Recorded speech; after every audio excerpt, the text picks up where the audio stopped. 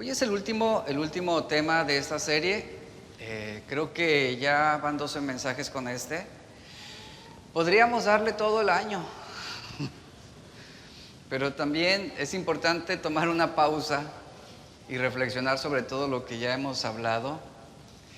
Y bueno, creo que ya se tocaron varios temas, ya se desglosó, se desarrolló el carácter del orgullo, la influencia del orgullo. Ya hablamos de varios temas que ya nos brindan la información y el conocimiento necesario para entender que todos tenemos un problema de orgullo y que es un enemigo potencial en cada uno de nosotros. Y hasta este punto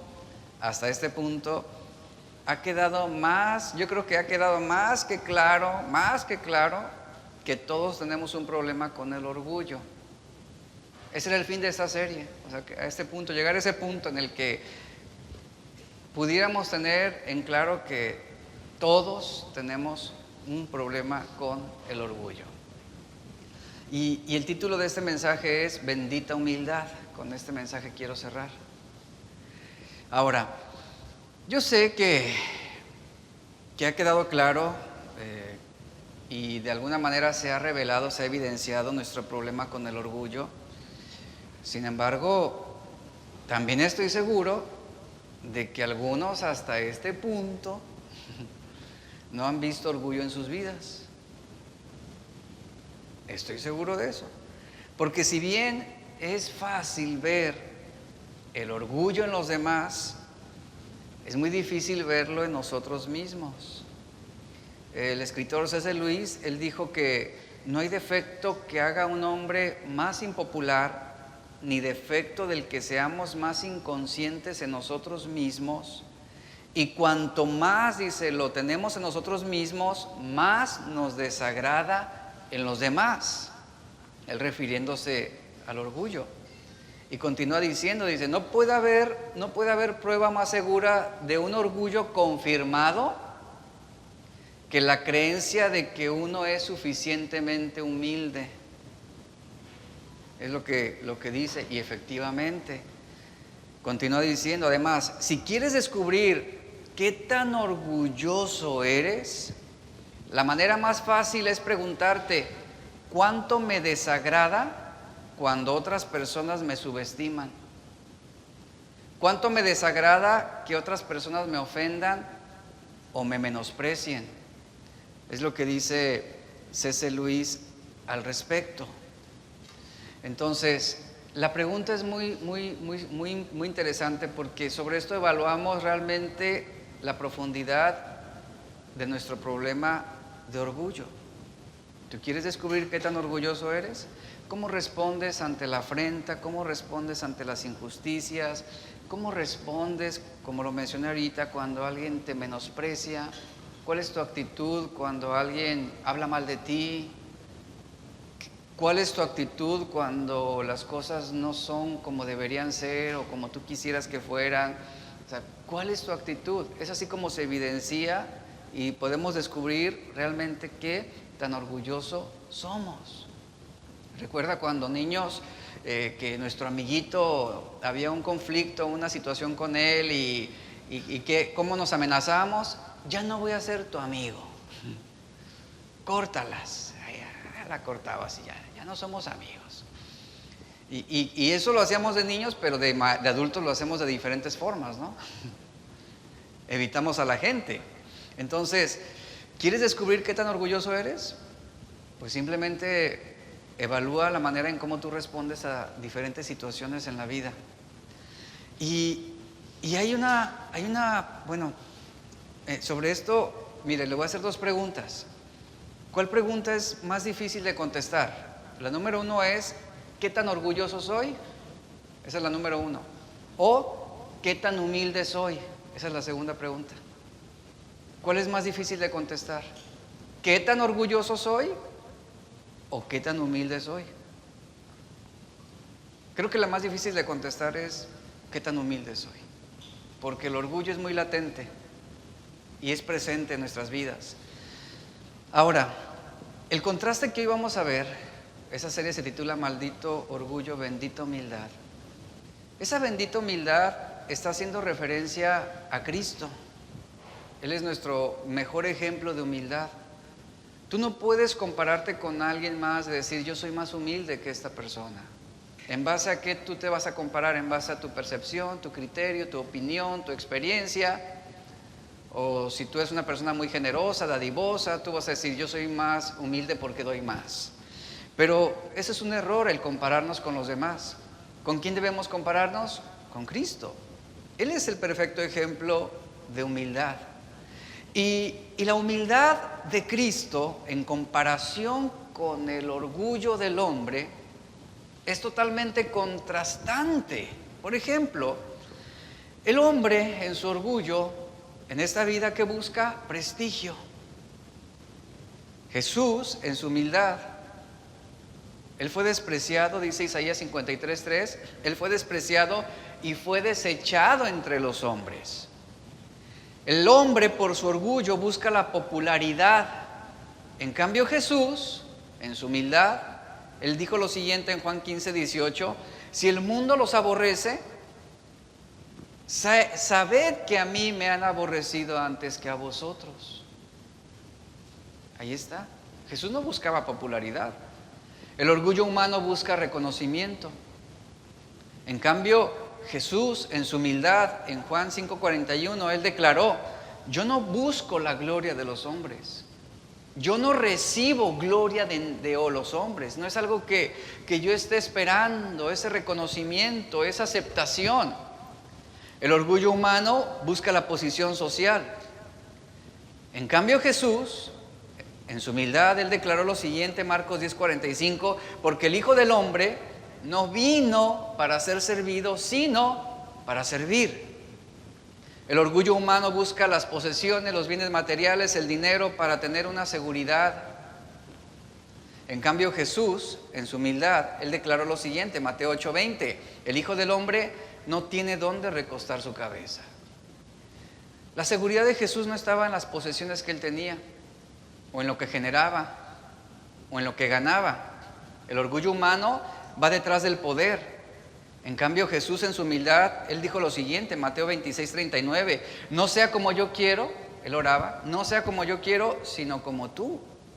No se trata de lo que yo deseo, no se trata de lo que yo anhelo, sino de tu voluntad, Padre. Era lo que Jesús declaraba. Eso es Mateo 26:39. El apóstol Pablo en Filipenses 2, capítulos 5-8, él nos marca precisamente el lineamiento que nosotros debemos seguir si buscamos la verdadera humildad. Pablo escribe y dice a los filipenses, haya pues en vosotros este sentir que hubo también en Cristo Jesús. ¿Cuál sentir? Verso 6, Él, siendo en forma de Dios, no estimó el ser igual a Dios como cosa que aferrarse, sino que se despojó a sí mismo, tomó la forma de siervo y se hizo semejante a los hombres, mas aún hallándose en la condición de hombre, se humilló a sí mismo, haciéndose obediente hasta la muerte y muerte de cruz. Este pasaje nos ilustra claramente lo que es la bendita humildad. El apóstol Pablo está animando a los cristianos de aquella iglesia de Filipos, cristianos, hombres comunes y corrientes como tú y yo, que aparentemente esos hombres o en esta iglesia tenían cierta medida de orgullo pecaminoso en sus corazones y en su vida religiosa y en cuanto también a sus relaciones. Y el apóstol Pablo los está invitando a reflexionar, a tomar como referente no al prójimo, no al hermano, sino a Cristo. Él debe ser nuestro referente de humildad. Y a eso Pablo está instando a esta iglesia de Filipos, a que adopten la actitud y las acciones de Cristo y que sigan su ejemplo de humildad. Eso es a lo que Pablo está instando. Ahora, las consecuencias de esta actitud sobre la humildad de Cristo nos tiene que llevar a un punto de hacernos reflexionar, a un punto en el que no temamos el ser humillados, porque el ser humillados efectivamente puede ser algo costoso para nuestro orgullo. El ser humillados podría ser algo difícil de sobrellevar para el orgullo humano, y esta situación de humillación se da en diferentes ámbitos en el que nos desenvolvemos. Se puede dar en el trabajo, se puede dar en la escuela, se puede dar en alguna tienda de autoservicio. En todos los sentidos siempre habrá una situación o una persona que te humille o que te trate injustamente. Sin embargo, el apóstol Pablo, ¿qué está haciendo? Que tengamos como referente a Cristo. Porque si tenemos como referente nuestros sentimientos, nuestra experiencia, nuestra apreciación, nuestro juicio sobre lo que consideramos que es justo, injusto, bueno o malo, entonces siempre estaremos buscando la oportunidad para vengarnos de quienes nos humillan o nos hacen algún mal. Y el apóstol Pablo aquí está precisamente acentuando este punto. En el versículo 9 al 11 continúa diciendo, dice: por lo cual Dios también, sobre Cristo, le exaltó hasta lo sumo y le dio un nombre que es sobre todo nombre, para que en el nombre de Jesús se doble toda rodilla de los que están en los cielos y en la tierra y debajo de la tierra, y toda lengua confiese que Jesucristo es el Señor, para gloria de Dios Padre. ¿En qué momento Pablo dice que Dios también exaltó a Cristo? Eso fue, Jesús se humilló, fue humillado y Dios lo exaltó. Es un principio bíblico: al que se humilla, Dios es quien lo va a exaltar. En cambio, al que se enaltece, esto hablando sobre el orgullo, Dios lo va a quebrantar y lo va a humillar, que es ya algo que hemos visto en los temas anteriores. Entonces, es en Jesús que tenemos el ejemplo de todos los ejemplos. Pongan atención a esto. No es el que está a tu lado, no es el que está al frente. Nuestra referencia debe ser siempre Jesús. O sea, Él debe ser nuestro ejemplo. ¿Por qué? Porque Él fue quien se humilló y fue exaltado. ¿Por quién fue exaltado? No por los hombres, porque los hombres lo menospreciaron, lo rechazaron y lo crucificaron. ¿Por quién fue exaltado? Por Dios. Y ese es el referente que debemos tener. Es Dios quien nos va a exaltar. Es Dios quien va a aprobarnos. Es Dios quien va a levantarnos. Y esto debe ser nuestra guía. Esto debe ser nuestra guía en esta vida, en este mundo. ¿Por qué? Porque si nos ocupamos de responder con la actitud adecuada ante la humillación, podemos tener la certeza en que es Dios quien se va a encargar de exaltarnos. Eso es lo que nos enseña el ejemplo de Jesús. Ahora, ¿cómo podemos adquirir la mente de Cristo? En la humillación o en la injusticia. Para revestirnos de la mente de Cristo, necesitamos tomar la firme decisión de reflexionar, comprender y adoptar la manera de pensar ¿de quién? De Jesús. Por eso, repito, Él es nuestro referente. Debemos adoptar sus valores, debemos aprender sobre sus actitudes, es decir, sus actitudes deben convertirse también en las nuestras, sus valores deben ser los nuestros, sus pensamientos deben ser también los nuestros. Y entender que el énfasis que Jesús plasmó en su vida terrenal y en su ministerio fue la humildad y la mansedumbre. Ese es el ejemplo que nosotros debemos seguir si queremos vencer el orgullo en nuestras vidas. Esto es lo que debe dominar nuestro pensamiento, nuestros deseos y nuestra conducta. Debemos admirar la humildad de Cristo y desearla para nosotros mismos. Ese es el desafío que tenemos en la vida. Y no es un desafío que tú vas a cumplir viniendo un domingo a las 11 de la mañana. Es algo de continuo. Es por eso que Jesús dice que aquel que quiera ser mi discípulo, es decir, aquel que quiera ser como yo, aquel que quiera adoptar mis valores, mis actitudes, aquel que quiera ser verdaderamente humilde y manso, debe tomar su cruz cada día y seguirme. Cada día, escucha esto, cada día. No es de que hoy soy humilde y ya en una semana ya se me permite ser orgulloso y vengarme. No, esto es de cada día. Entonces todos necesitamos comprender lo que Jesús quiso decir cuando llamó a hombres y a mujeres a la humildad. Y descubrimos esto de la palabra griega que Jesús y los apóstoles usaron, que es la palabra tapeinos, que transmite la idea de tener una visión correcta de nosotros mismos ante Dios y los demás. Si el orgullo es un sentido exaltado de quiénes somos en relación con Dios y los demás, la humildad es tener un sentido realista de quiénes somos ante Dios y los demás. Y la Biblia nos dice que no debemos pensar demasiado alto ni demasiado bajo de nosotros mismos. Más bien debemos ser honestos y realistas acerca de quiénes somos y qué somos. Ninguno tenga un más alto concepto de sí que el que debe tener, dice la Escritura. Ahora, el centro de Filipenses 2:7 es el ejemplo de humildad y servicio de Cristo. Y quiero mencionar esto. Pablo no está refiriéndose a la pérdida de la divinidad de Cristo. Él no perdió su divinidad. El centro de la enseñanza es la humildad, la humillación y el servicio que Cristo dio. Por lo tanto, cuando Pablo dice en Filipenses 2:7, vamos a verlo rápidamente, él dice: sino que se despojó a sí mismo, tomó la forma de siervo y se hizo semejante a los hombres. Cuando Pablo usa la frase se despojó a sí mismo, él se está refiriendo a una decisión que Jesús tomó. Ponga atención a esto. Una decisión que él tomó, es decir, que él ejerció su voluntad para despojarse de. Y esta decisión de Jesús de despojarse de implicaría renunciar a algo. Ahora, nota lo siguiente: si nosotros queremos alcanzar ese grado de humildad, debemos tomar la decisión día a día de renunciar a algo que pudiera estar obstaculizando que tengamos una actitud humilde ante situaciones injustas. Esto fue lo que Jesús hizo. Es lo que Pablo está haciendo y mostrándose el referente de Jesús en cuanto a sus decisiones. Entonces, la decisión de Jesús fue renunciar. ¿A qué renunció él? A los privilegios que le correspondían como el rey del universo.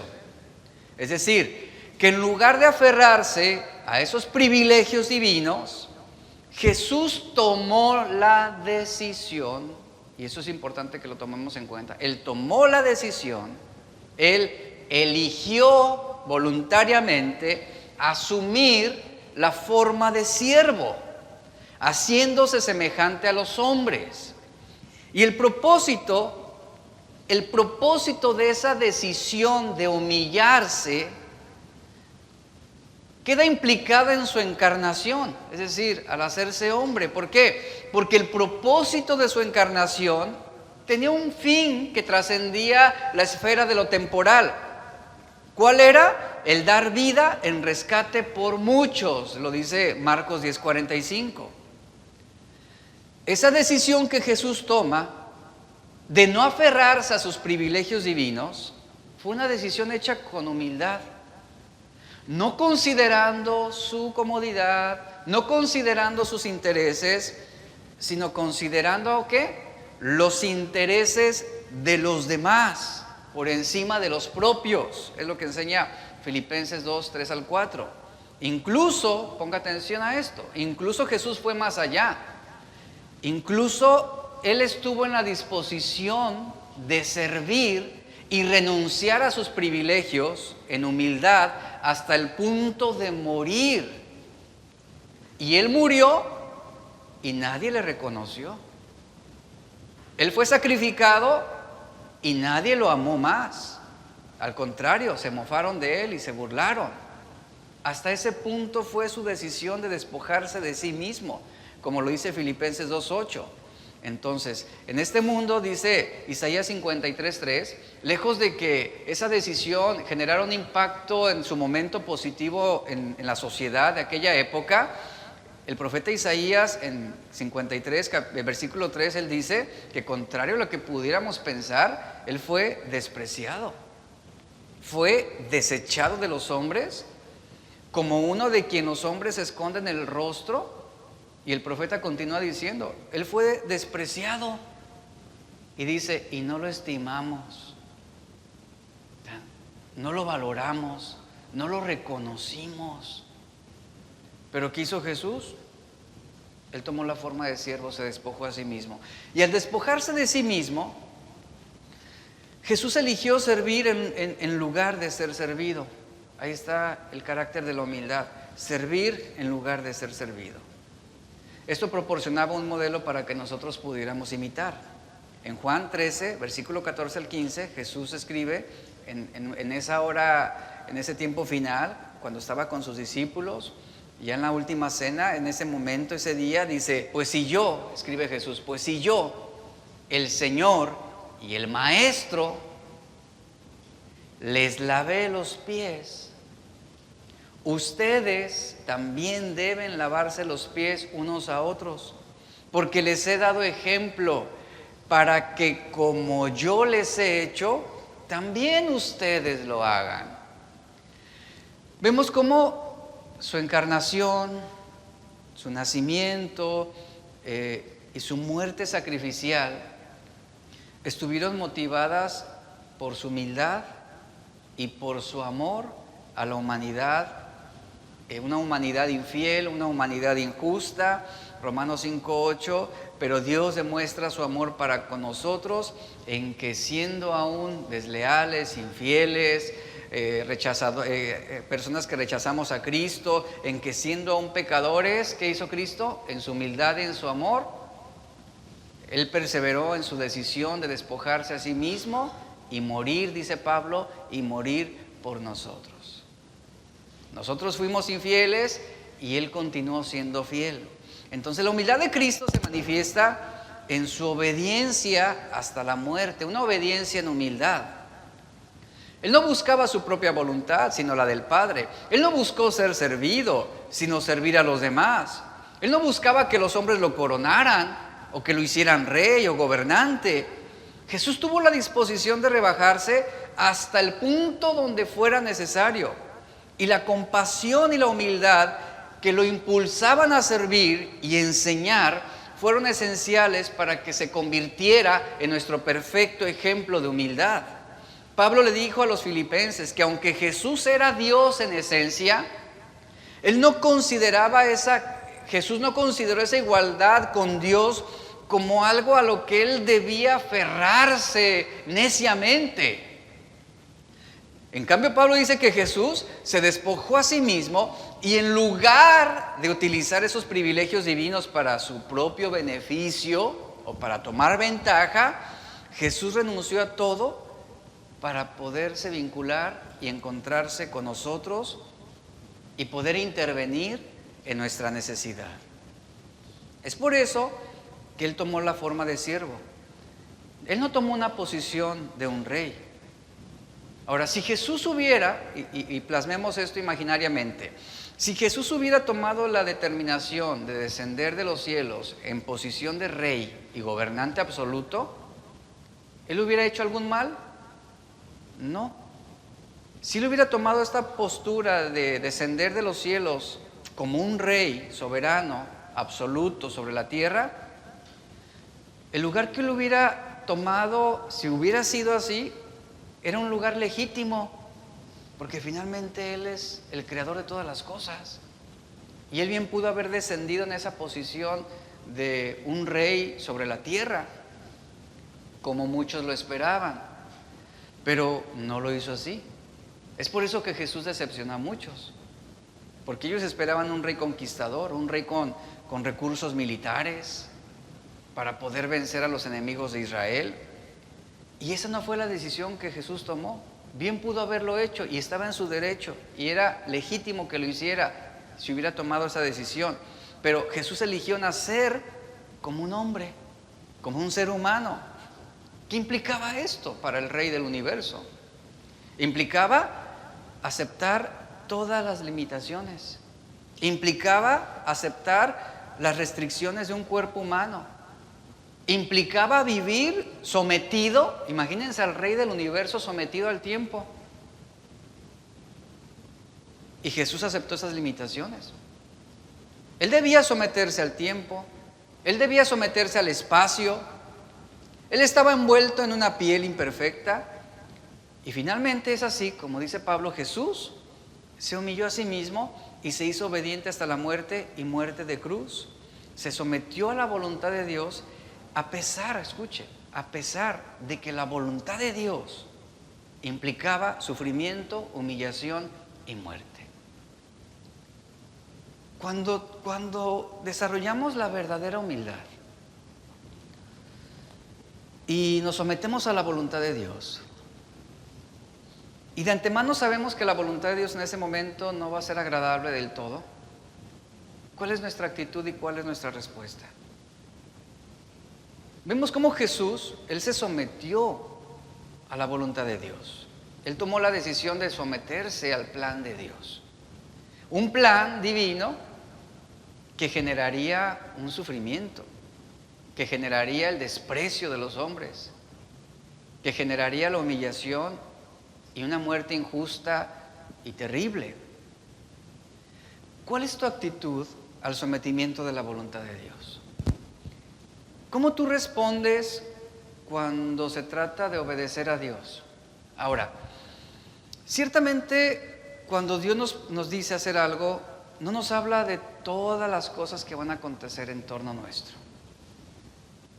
Pero la gran mayoría de las veces, y esto se lo digo por experiencia propia, la gran mayoría de las veces la voluntad de Dios en mi vida personal ha implicado sufrimiento, humillación, menosprecio, rechazo, planes malogrados y frustración, hablando humanamente.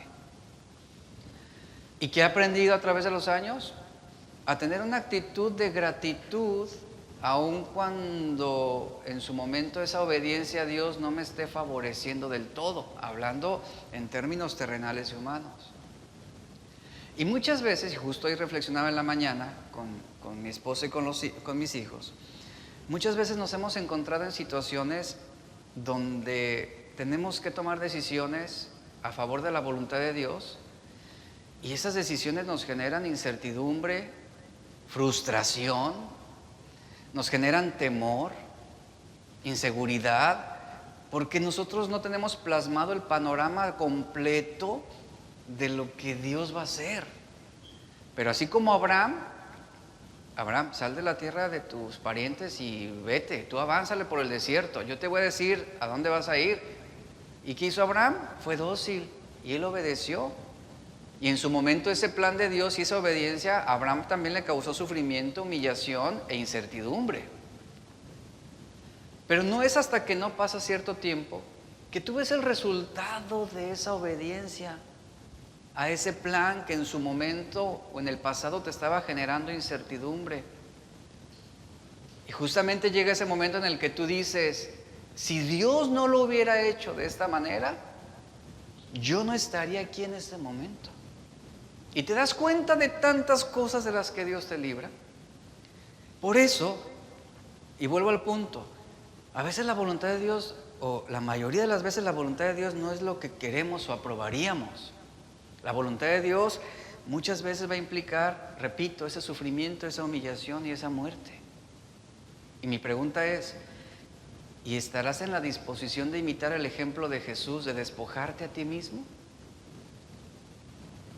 De tomar la decisión de renunciar a tus privilegios y tomar la forma de siervo, tomar la forma de un hombre humilde que simplemente obedece y hace lo que se le dice que tenga que hacer. Es aquí donde somos confrontados continuamente. Jesús eligió nacer como un ser humano y esto de antemano ya era una humillación. El Rey del universo, limitado a un cuerpo humano en tiempo y en espacio. Cuando adoptamos una actitud de humildad, nos vamos a someter al plan de Dios. Y nos vamos a someter en obediencia y humildad, incluso si no le encontramos sentido a lo que estamos haciendo para agradar a Dios. Vivir desde una postura de humildad nos va a permitir sentir lo mismo, tener el mismo amor, unánimes, sintiendo una misma cosa, como dice la Escritura. En este caso vemos cómo Jesús adopta una actitud de humildad. Él se sometió al plan de Dios, pero muchos hombres, hablando de judíos y fariseos, no le encontraron sentido a un Mesías humilde y sacrificado. Era una locura, era una tontería, dice en Corintios. O sea, era torpe. Un Mesías humilde, un Mesías sentado en un pollino, un Mesías que estaba comiendo entre pecadores, que convivía con prostitutas. Eso no representaba al Rey del universo desde la perspectiva humana. Y para los judíos y para los fariseos, ellos no le encontraban sentido a que Jesús fuera un Mesías. Pero ese era el plan de Dios. Por eso la Biblia dice, a los suyos vino. Y los suyos no le encontraron sentido al plan de Dios. ¿Y qué hicieron? Lo descalificaron, lo rechazaron. Cuando el orgullo está gobernando nuestro corazón, nos va a impedir imitar la humilde postura de Jesús en nuestra vida cotidiana. Por supuesto, es probable que no estemos llamados a llevar una cruz de madera literalmente, pero podemos buscar maneras de usar nuestros propios privilegios o comodidades o bendiciones que Él nos da para poder precisamente servir a los demás y ayudar y tener una actitud siempre humilde ante las diversas situaciones que tengamos. Ahora, para poder adquirir una comprensión clara de la humillación y exaltación de Cristo, de la cual nos habla aquí Pablo en Filipenses, porque Él fue humillado y fue exaltado por Dios. Para poder adquirir una comprensión más completa de esa humillación y esa exaltación de Cristo, es importante que, bueno, eso desarrollaría otro tema, pero es importante comprender cómo se combinan las dos naturalezas de Cristo en una sola persona, en este caso Jesús. Es importante comprender la combinación de sus naturalezas en un solo hombre. ¿Por qué? Porque hay muchas ideas y pasajes que son difíciles de integrar en nuestro razonamiento limitado, como por ejemplo, ¿cómo Cristo pudo ser humillado y exaltado a la vez? ¿O cómo podía Cristo ser omnipotente y a la misma vez tener hambre o ser débil? ¿Cómo podía aprender cosas y a la misma vez Él ser omnisciente? O sea, sabemos que Cristo poseía dos naturalezas distintas, mismas que retenían sus propiedades de manera personal e individual. Sin embargo, permanecían juntas. Y eso nos ayuda a entender el valor de su humillación, pero también el valor de la exaltación que el Padre hizo sobre Cristo. Filipenses 2:5, voy a desglosar estos pasajes, dice, haya pues, dice Pablo, haya pues en vosotros este sentir que hubo también en Cristo Jesús. Ahí está el punto. ¿Queremos vencer el orgullo? ¿Queremos dejar de ser tan orgullosos? Pablo nos da la respuesta y la solución, el antídoto. Tengan el mismo sentir que hubo también en Cristo Jesús. Aquí encontramos aspectos importantes que debemos contemplar y aplicar. Pablo da una didáctica bien expuesta del amor misericordioso de Jesús manifestado en su humillación y de su omnipotencia manifestado en la exaltación de Dios. La proposición que hace Pablo es bastante clara respecto a Cristo. Para Cristo, su divinidad no es cuestión de egoísmo o de algo a lo que pudiera aferrarse para él beneficiarse y cumplir su propósito aquí en la tierra.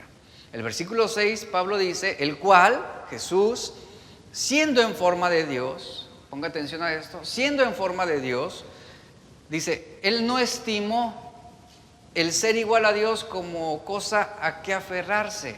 ¿Qué significa? Pablo dice, el cual, siendo en forma de Dios. ¿Qué tipo de forma de Dios se está refiriendo Pablo? No en términos de rasgos externos. Recordemos que Dios no es algo palpable, Dios no es un ser material. No en términos de rasgos externos que nos ayuden a identificarlo o a tocarlo, a apreciarlo, sino aquí Pablo se refiere a las características y cualidades esenciales de su naturaleza. Lo que Pablo está diciendo es que Cristo es aquello que verdaderamente caracteriza una realidad inconcebible. ¿Cuál es esa realidad inconcebible? Que Él es Dios y hombre a la vez.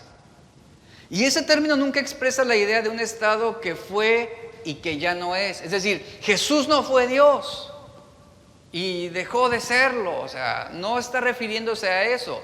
Él fue Dios y fue hombre a la misma vez. Y Cristo, antes de su humanidad, Él había tenido una existencia anterior, como dice Pablo, en forma de Dios. Era un espíritu. Esto no significa que Cristo fuera como Dios sin Él serlo realmente.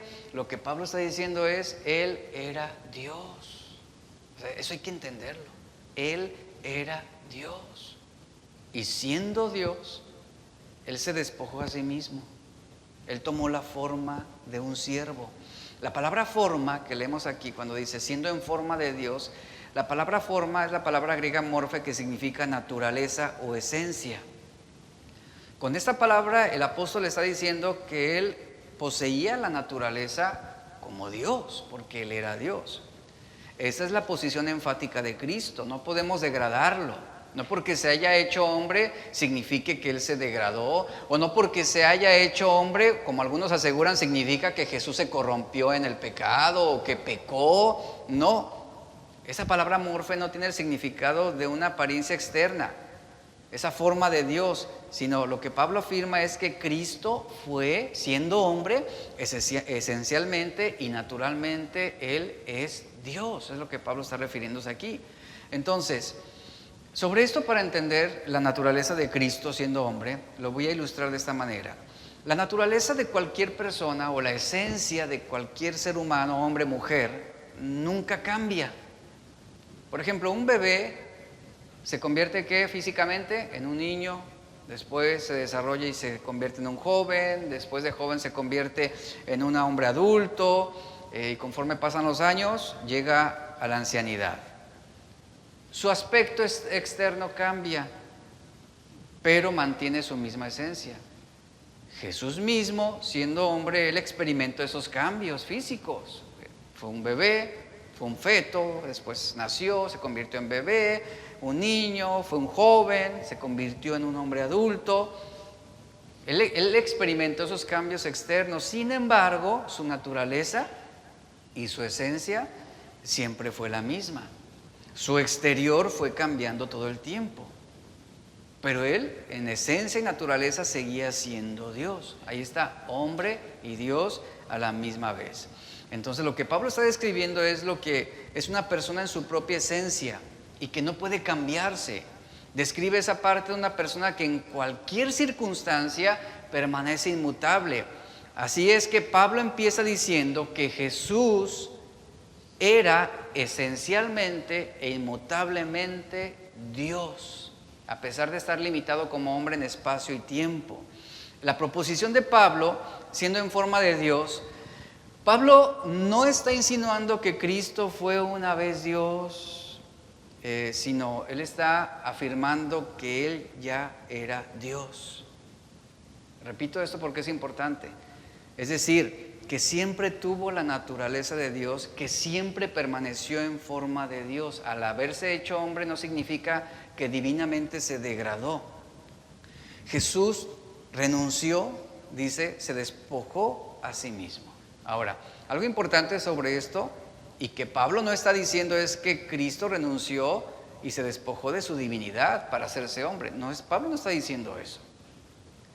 En todo el transcurso de su vida terrenal, Jesús conservó total y completamente la naturaleza divina, conservó todos los atributos esenciales de su divinidad y nunca su persona ni su divinidad se fragmentaron.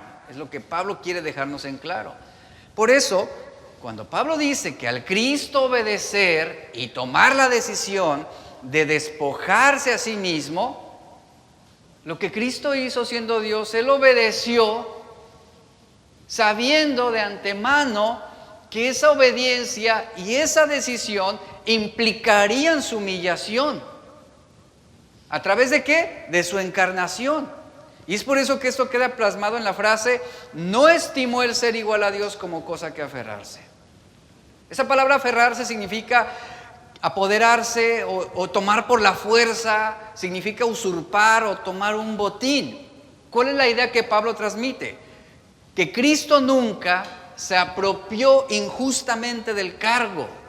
del título o de su identidad o de su nombramiento. Pablo transmite también la idea de que Cristo nunca se apoderó injustamente o de forma violenta de una propiedad divina o de un derecho que le pertenecía a otro. ¿Por qué? Porque Él era Dios. Él es Dios, está diciendo Pablo. Entonces, ¿por qué es relevante entender esto? Por lo que implica el que Él se haya humillado.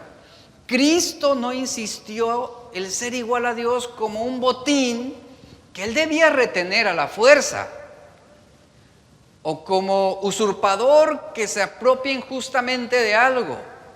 Y aunque Cristo fue siempre igual a Dios, y aquí viene lo importante, Pablo dice, Él no insistió en esa igualdad. Él tomó la decisión de despojarse a sí mismo y de tomar la forma de siervo. Y a pesar de ser verdadero Dios, existía y seguía existiendo en forma de Dios. Es decir, seguía teniendo todos los atributos divinos como su eternidad, su inmutabilidad, su sabiduría, su poder, su santidad, su justicia, su omnipresencia, su omnisciencia. Pero Él no consideró su igualdad con Dios como un usurpador, como algo que Él quisiera retener a la fuerza y en contra de la voluntad de Dios. Él ya tenía esa igualdad. ¿Por qué? Pablo dice, porque Él era Dios. Entonces, Jesús no tuvo necesidad de arrebatar la igualdad con Dios, dice Pablo. No lo hizo. ¿Quién sí lo hizo? Ponga atención. ¿Quién sí lo hizo? ¿Quién sí quiso arrebatar esa igualdad con Dios? Lucifer, por su orgullo. Él lo hizo, ¿recuerdan? Eso hablamos bastante. Él sí lo hizo. Él sí quiso usurpar a Dios.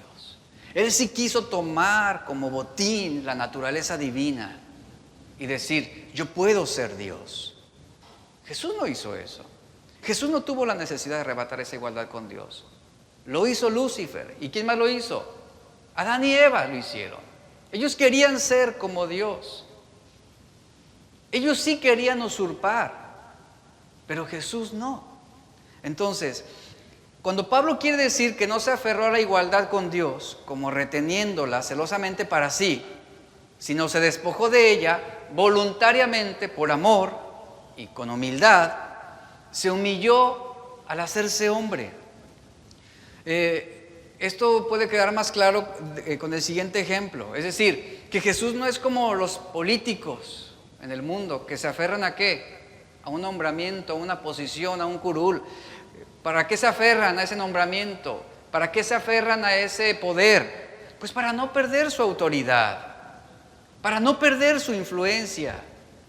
Y Jesús no hizo eso. La naturaleza de Cristo permanece inalterable, sea cual sea su rango, sea hombre o sea Dios. Entonces, Él no renunció a su deidad para convertirse en hombre, sino que dejó a un lado el derecho de su gloria, eso es, en sumisión a la voluntad del Padre. Limitó ciertamente su poder, limitó su conocimiento, y Jesús estaba sujeto al lugar, tiempo y a muchas otras limitaciones humanas, como lo es el tener sed, el comer, el dormir. Él se cansaba, Él se afligía, se entristecía, se frustraba, se enojaba. Y Él experimentó la vida y la humanidad como todos nosotros. Y aunque existía en forma de Dios, Pablo dice, Él no consideró aprovecharse de que era Dios. Es decir, no hizo uso de sus atributos divinos para sacar un provecho alguno y tomar ventaja sobre los hombres. Como sabemos, Cristo enfrentó la vida, la tentación, el sufrimiento y la muerte como un hombre. Él lo sufrió.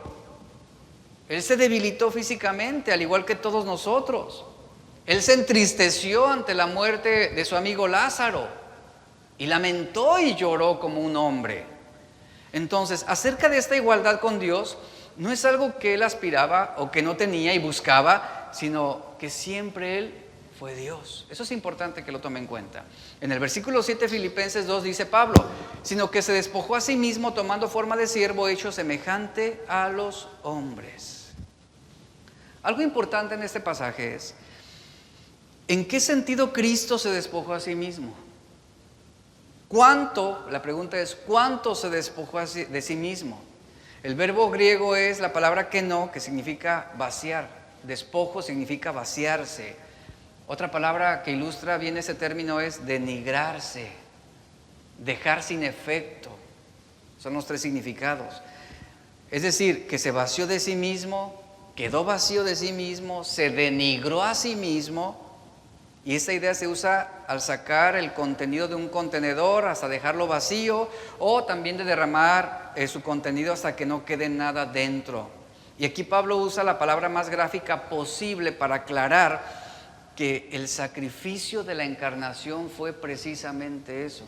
Se humilló a sí mismo, es decir, se vació a sí mismo, estuvo en la disposición de denigrarse, estuvo en la disposición de dejar sin efecto sus propios derechos, por decirlo así. Y sabe, y esto es la esencia misma de la verdadera humildad. Porque cuando alguien te insulta, la verdadera humildad te va a llevar, así como Cristo, a despojarte a ti mismo ¿de qué? De tus propios derechos, a vaciarte de tus deseos propios, a tener la disposición de ser denigrado. Eso es bien fuerte, pero no imposible, porque claramente Jesús lo hizo. Al hacerse hombre, Él se vació a sí mismo, estuvo en la disposición de ser denigrado y quedar sin efecto de su poder, en este caso, para beneficiarse Él mismo. O sea, Él tuvo la capacidad para sanar a muchos, pero nunca usó su poder para evitar la cruz, o nunca utilizó su omnipotencia para no sentir tanto dolor. Él lo pudo haber hecho, pero no lo hizo para beneficio propio. Porque Cristo por amor se humilló, se vació a sí mismo para asumir su humanidad. Él se despojó de su gloria eterna y obtuvo, repito esto, una existencia relacionada con el tiempo. La forma de Dios por la forma de un siervo y de un esclavo, que estaría ahora al servicio de los hombres.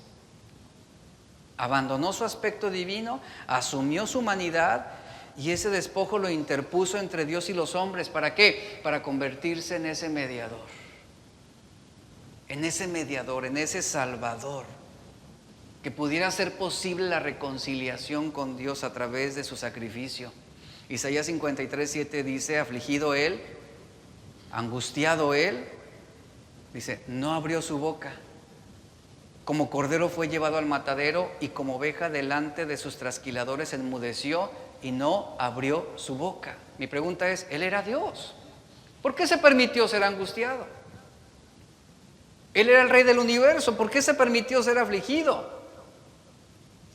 Él, con el poder de su palabra, dice la Biblia, constituyó todo el universo. ¿Y por qué no abrió su boca cuando estaba siendo tratado injustamente? ¿Se da cuenta? Isaías lo describe, angustiado Él y afligido, no abrió su boca.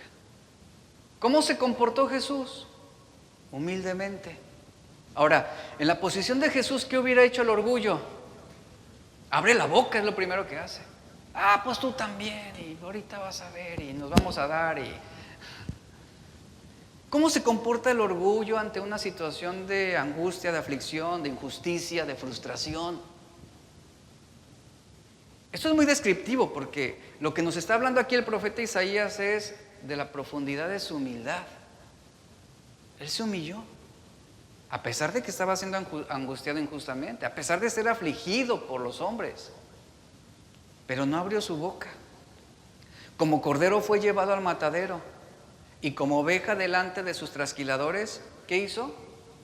Enmudeció, y reitera esto, y no abrió su boca. Esto es relevante, porque seguramente el pensamiento del profeta Isaías estaba en el día de la creación. Dios abrió su boca y Dios dijo, sean las estrellas, y Dios dijo, sea el cielo, y Dios dijo, sea el sol. Y con el poder de su palabra, Él creó todas las cosas existentes. Pero ahora se encontraba en otra posición, en la posición de un siervo.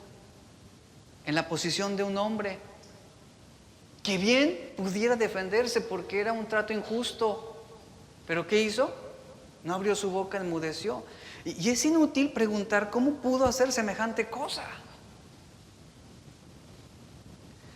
Se despojó, su despojo lo llevó a sentir la fragilidad humana, la injusticia, la sed, el hambre, el cansancio, el menosprecio, la preocupación, las lágrimas, el sufrimiento, la traición, el dolor y la muerte misma. Era rico, sin embargo, se despojó a sí mismo y se hizo pobre. ¿Por amor a quiénes? A nosotros. Eso habla de su humildad. El orgullo no hace estas cosas. El orgullo no tiene la disposición de despojarse, de denigrarse, de enmudecer, de callarse. Eso no hace el orgullo. Y usted lo puede ver ahorita en las redes sociales. Cuando una persona se siente aludida o ofendida, ¿qué hace? Lo primero que hace, avienta las indirectas por redes sociales, ¿no? Pues ahí va la mía, ¿no? O sea, el orgullo siempre nos lleva a eso. Contéstale, defiéndete. Porque te dijo, tú también dile. Eso hace el orgullo. El orgullo no está dispuesto a denigrarse ni a humillarse. Según de Corintios 8:9, Pablo dice: porque ya conocéis la gracia de nuestro Señor Jesucristo, que por amor a vosotros se hizo pobre, siendo rico, para que nosotros con su pobreza, entiéndase con su humillación, fuéramos enriquecidos. Iglesia, esa es la bendita humildad que debemos procurar. Esa es la bendita humildad que debemos seguir. Ahora, el profeta Isaías usa palabras muy importantes aquí, rápidamente las desgloso. Dice: angustiado él y afligido. Estos dos vocablos se pueden traducir de la siguiente manera, y esto, el significado va a ser más fuerte en el original, porque nosotros leemos angustiado él y afligido y punto. Pero en el idioma original va más allá. En el idioma original, estas dos palabras se traducen de la siguiente manera: el que se permitió voluntariamente ser afligido, el que se dispuso a ser angustiado. Note esto. Una cosa es que alguien te provoque y te ponga en una situación de aflicción, y otra, que tú tengas la disposición de ser afligido y de ser angustiado. Eso no lo hace el orgullo, pero sí la humildad. ¿Para qué? Para beneficiar a otros. Es como cuando una madre solamente tiene un pan para comer. ¿Qué es lo que hace esa madre? Se permite ser afligida, se permite ser angustiada en no comer de ese pan, sino en compartirlo ¿con quiénes? Con sus hijos. Eso es lo que hace una madre. Eso es lo que Jesús mismo está haciendo aquí. Él se permitió ser afligido. Esto habla de una acción voluntaria. Entonces, esto quiere decir que fue afligido y que sufrió porque Él estuvo en esa disposición de sufrir por voluntad propia. Y lo podemos notar. Por eso Isaías dice: enmudeció, no abrió su boca. ¿Qué significa esto? Que Él no buscó la defensa legal, pudiendo hacerlo, pudiendo hacerlo porque era un juicio injusto.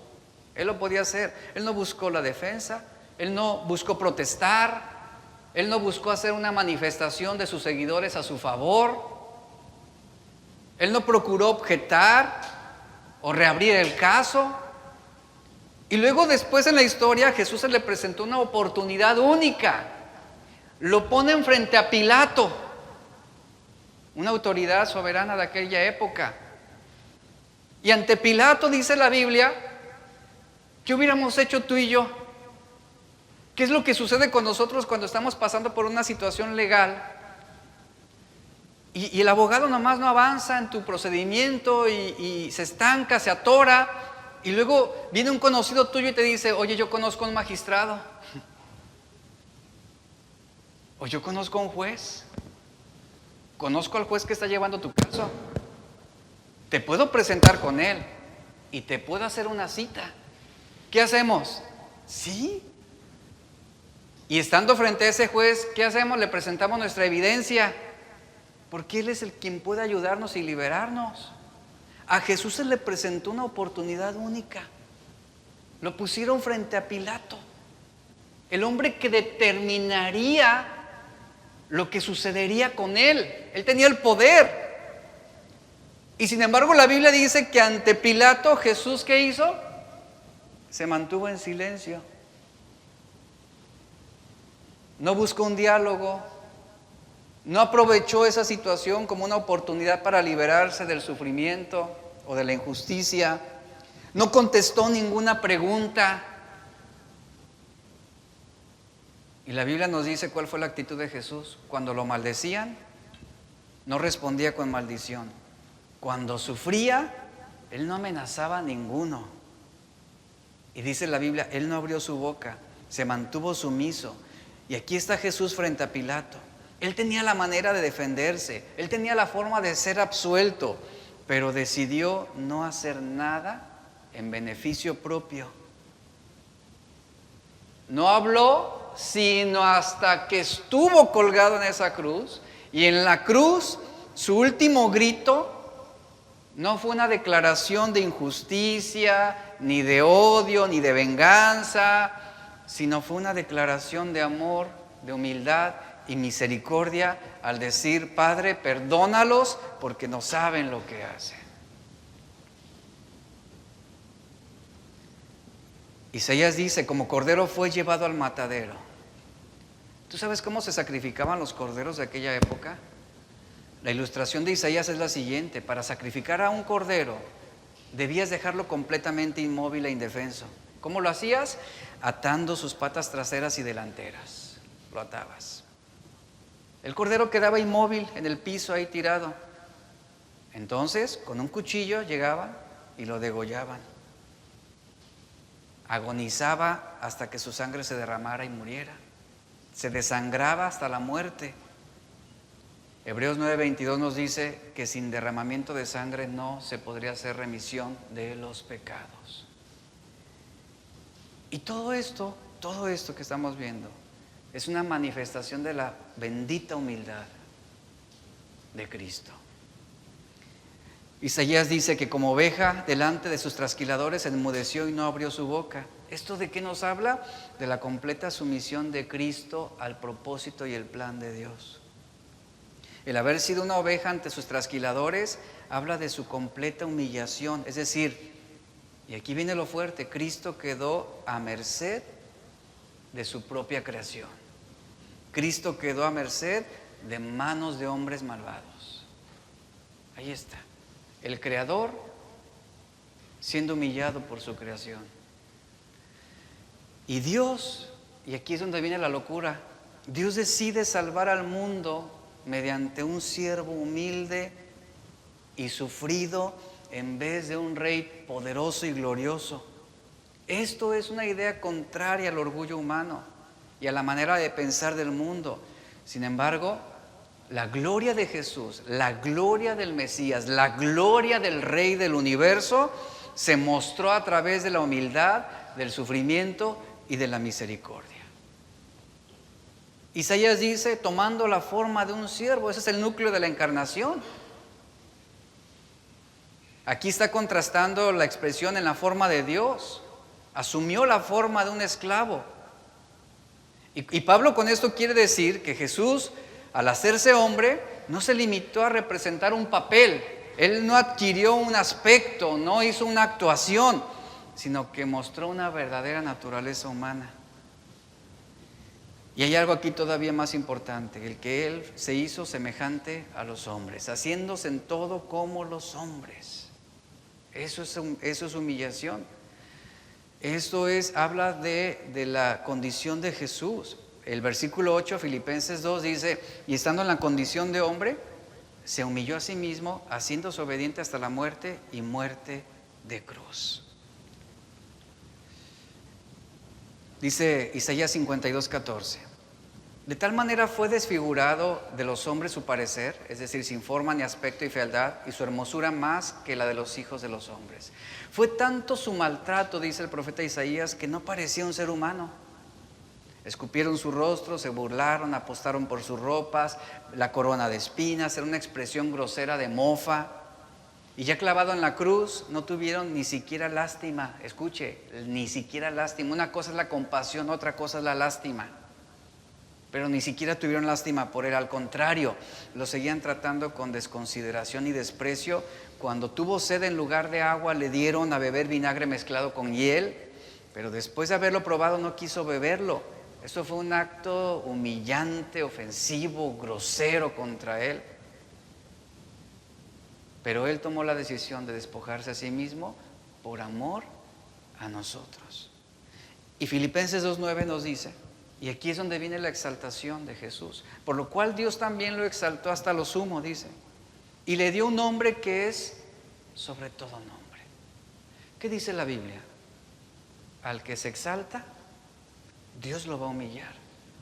Al que se humilla, Dios lo exaltará. Y aquí tenemos el claro ejemplo de la exaltación de Jesús. ¿Cómo pudo Él ser exaltado? ¿Cómo puede ser exaltado lo que por naturaleza es exaltado? Mire, después de un pesebre fue la cruz. Y después de la cruz fue una tumba. Y después de la tumba fue la exaltación de Dios sobre Cristo. Entonces, vemos cómo el Padre lo exaltó. En su humillación, Cristo fue exaltado. No en naturaleza divina, sino en su naturaleza humana, ahora glorificada. En su forma de siervo, Él ha sido exaltado para ser nuestro eterno mediador. Por eso era importante su humillación.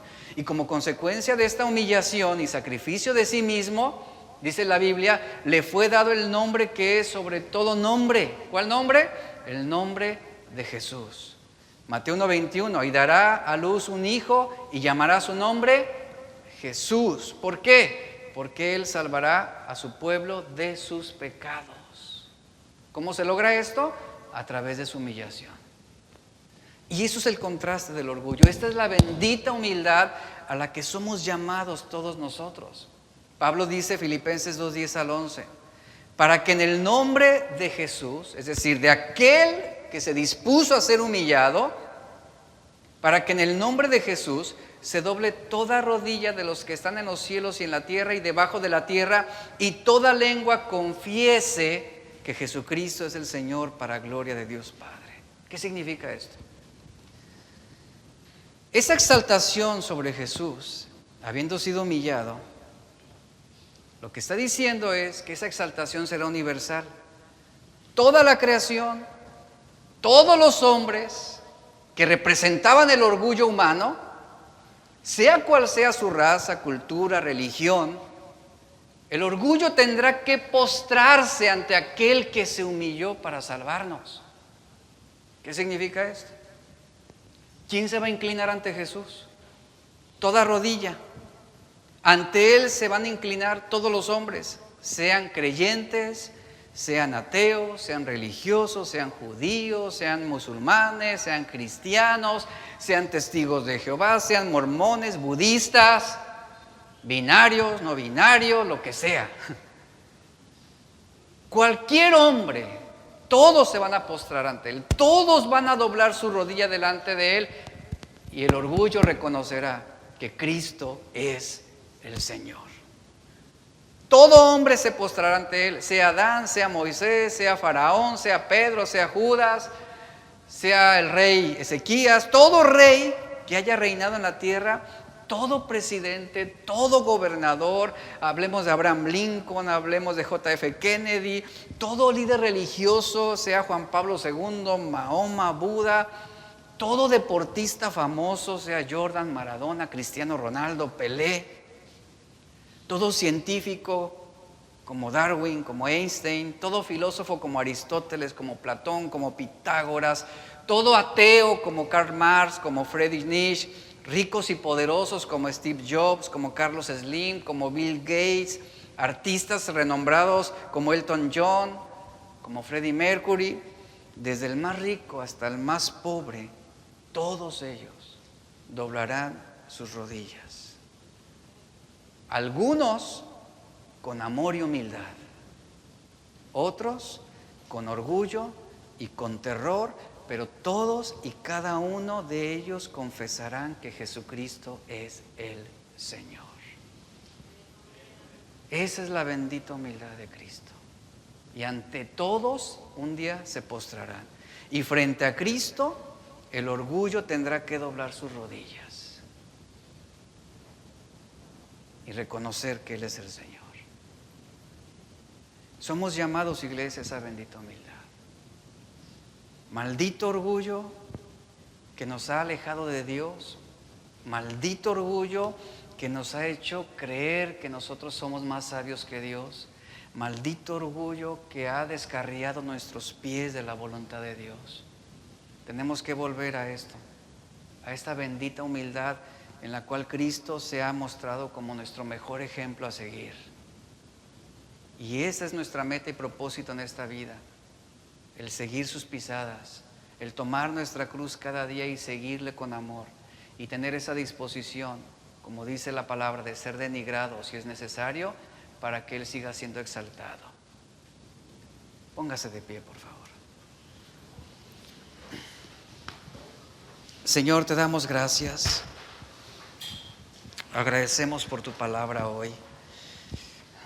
A través de esas enseñanzas hemos visto cómo el orgullo es tan sutil y tan perjudicial en nuestros corazones y con qué facilidad podemos descarriarnos y aún creer que somos más sabios que tú, Señor.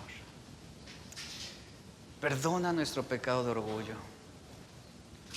Perdona porque no hemos sido lo suficientemente humildes, no hemos seguido el ejemplo que tú nos has dado para manifestar esa verdadera humildad. Maldito orgullo, pero bendita humildad. Tú eres el perfecto ejemplo de esa humildad. Iglesia, levanta tus manos un momento, ora a Dios y vamos a terminar ese tiempo con este canto. Entrégale tu corazón al Señor. Entrégaselo a Él y ora. Tómate este momento para orar de una manera sencilla, una manera honesta delante de Dios. Y reconócelo como tu Señor. Porque ante Él se va a doblar toda rodilla. Toda rodilla se doblará ante Él y todos reconocerán que Cristo es el Señor.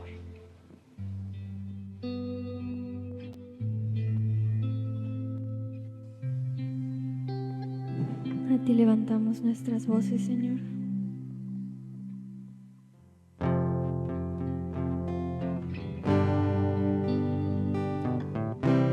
Santo eres tú, Padre, santo y digno de toda la alabanza.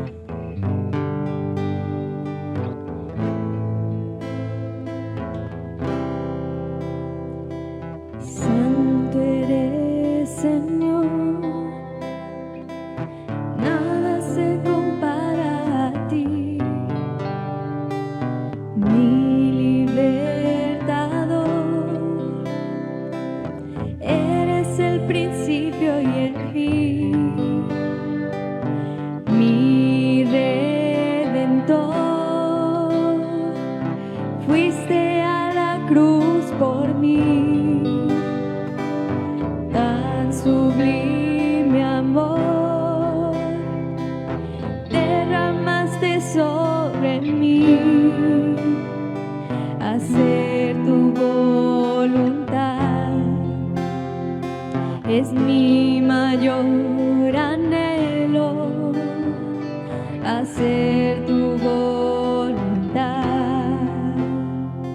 es mi mayor anhelo. Porque tú quieres un corazón humillado, mi obediencia hoy rindo a ti, fruto de labios que confiesen tu nombre, mi alabanza es para ti. Porque tú quieres un corazón humillado, mi obediencia hoy rindo a ti.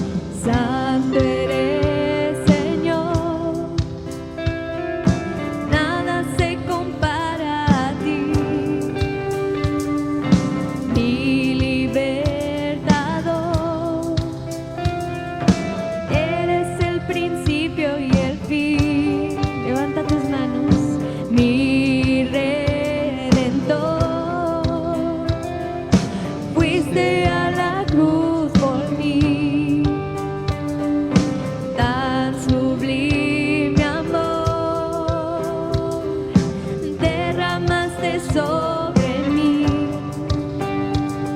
hacer tu voluntad es mi mayor anhelo, hacer tu voluntad es mi mayor anhelo. Porque tú quieres un corazón humillado, mi obediencia hoy rindo a ti, fruto de labios que confiese tu nombre, mi alabanza es para ti. Porque tú quieres un corazón humillado, mi obediencia hoy rindo a ti, fruto de labios que confiese tu nombre, mi alabanza es para ti. Porque tú quieres un corazón humillado, mi obediencia hoy rindo a ti, fruto de labios que confiese tu nombre, mi alabanza es para ti, mi alabanza es para ti, mi alabanza es para ti, Señor. Por siempre y siempre te adoraré, Señor. A ti te cantamos, Jesús, porque tú quieres un corazón humillado, mi obediencia hoy rindo a ti, fruto de labios que confiese tu nombre, mi alabanza es para ti. Porque tú quieres un corazón humillado, mi obediencia hoy rindo a ti, fruto de labios que confiese tu nombre, mi alabanza es para ti. Porque tú quieres un corazón humillado, mi obediencia hoy rindo a ti, fruto de labios que confiese tu nombre, mi alabanza es para. Una última vez, cántale. Porque tú quieres un corazón humillado, mi obediencia hoy rindo a ti, fruto de labios que confiese tu nombre, mi alabanza es para ti, mi alabanza es para ti, mi alabanza es para ti.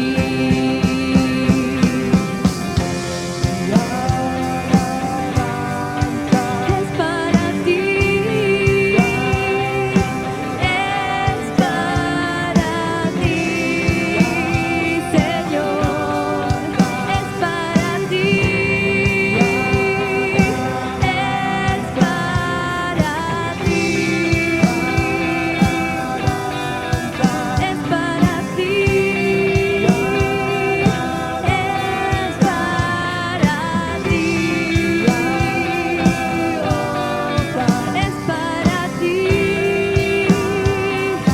es para ti, alabanza, es para ti, es para ti, alabanza, es para ti, es